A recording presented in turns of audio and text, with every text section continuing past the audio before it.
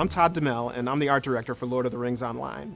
Behind me is the Turbine Creative Studio, where the Turbine artists work together to create the art assets for all Turbine's franchises. Over the past year, we've been working together to create the assets for Dunland. So Chris and the World team sets the tone for what the art team then takes and builds into assets.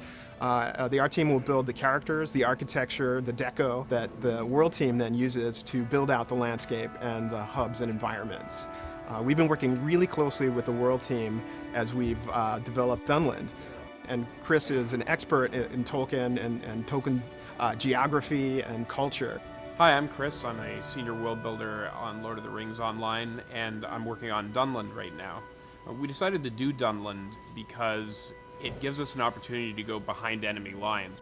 When Saruman decides to attack Rohan, a lot of his allies come from Dunland, so by developing Dunland it gives us a chance to see where these hillmen come from and what drives them to hate the Rohirrim so much. In the books, they're a large and fairly cohesive slavering horde of barbarians, so we decided to develop them a bit more and have some clans of them that are friendlier, some clans that are hostile, and some clans that you don't really know what they're up to.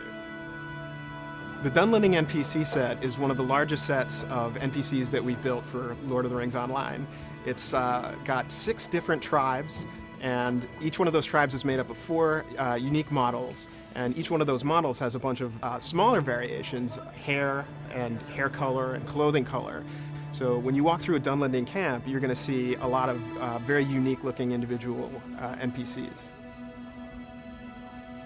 This is a part of the world that gets mentioned a lot in the books, but we never really get to see it up close.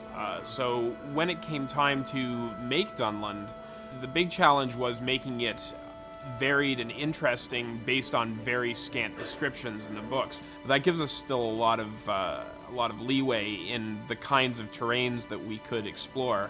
So in addition to the craggy hills and woods, we have a large unpleasant bog, a haunted forest that's a remnant of what used to be the much larger woodland that covered most of Middle-earth, and we have a land that's dominated by barrows. All the cultural assets, the characters, the monsters, the architecture, the points of interest.